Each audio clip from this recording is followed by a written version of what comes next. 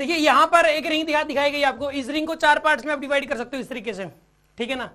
यहां पे आपको सेंटर के ऊपर नेट इलेक्ट्रिक फील्ड बताना है, ठीक है।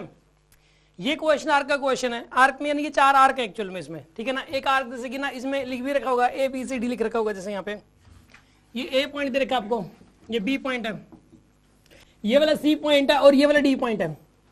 ये एक पूरी रिंग है, वैसे तो कंप्लीट रिंग है, और ये वाली रिंग जरूर नॉन कंडक्टिंग रही होगी। कैसी रही होगी? नॉन कंडक्टिंग, तभी तो इस पोर्शन पे नेगेटिव चार्ज और इस पोर्शन पे पॉजिटिव चार्ज ऐसे आ सकता है। अगर कंडक्टिंग रिंग होती तो ये सारा मिक्स हो जाता, सारा इकट्ठा हो जाता, ठीक है ना।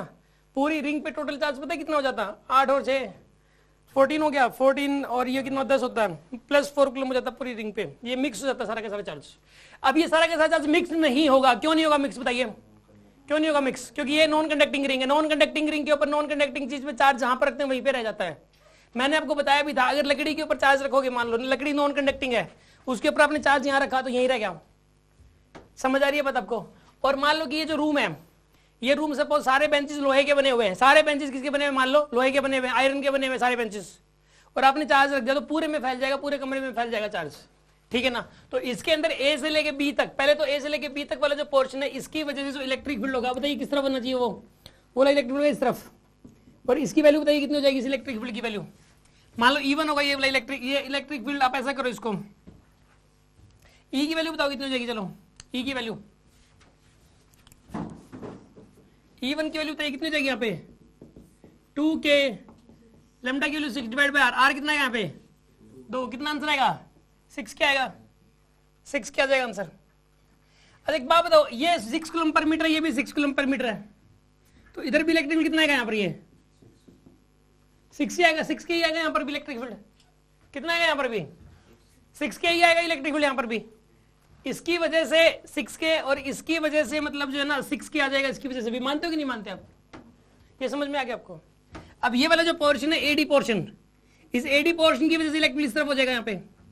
ये पता है कितना होगा? मान लो E2 मान लो इसको, E2 मान लो, E2 की वैल्यू बताइए कितनी हो जाएगी यहाँ पे? 2K, लैम्डा की वैल्यू कितनी हो जाएगी? 4, रेडियस की वैल्यू 2, कितना आंसर आएगा? 4K।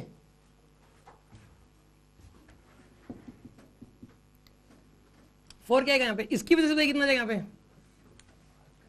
E3 मान लो, 2K लैम्डा, लैम्डा की वैल्यू कितनी यहाँ पे? 8 बाय में R कितना यहाँ पे? तो क्या आंसर आएगा इसका? 8K किस तरफ आएगा बताइए यहाँ पे? नहीं ये तो E1 था, इसी तरफ था, इसकी वजह से इधर आएगा, इधर ही आएगा ना यहाँ पे। क्या आंसर आएगा इसका? 8K। ये कितना था बोलो? 6K। ये वाला कितना बोलो? 6K, ठीक है ना। इधर कितना बचेगा यहाँ पे? 2K बचेगा यहाँ पे, इधर 2K आएगा। इन दोनों का रिजल्टेंट, इन दोनों का रिजल्टेंट कितना आएगा बताइए यहाँ पे? 2K आएगा। और एंगल कितना होगा इसका? 9 डिग्री एंगल होगा यहाँ पे। अच्छा मैंने 2K लैम्डा बाय R लिख दिया, sin पाई बाय 2 भी तो लिखना है सब में, तो sin 45 कितना होता है? सुनो सभी को 1/√2 से मल्टीप्लाई कर दो, 2K lambda by R sin 45, 1/√2 सबसे मल्टीप्लाई करोगे आप 1/√2 से, ठीक है ना। मैंने वो इनफाइनाइट वायर वाला फॉर्मूला लगा दिया, यहाँ पे 2K lambda by R sin 5/2 लगेगा, तो sin 5/2 की वैल्यू sin 90/2 1/√2 हो जाएगा यहाँ पे। तो यहाँ पे ना सारी वैल्यूज होंगी ना, सब में डिवाइड बाय √2 लग जाएगा, सब में ही, सब में डिवाइड बाय √2 लगेगा हर वैल्यू के अंदर, ठीक है। तो सारी वैल्यूज में डिवाइड बाय √2 लग गया।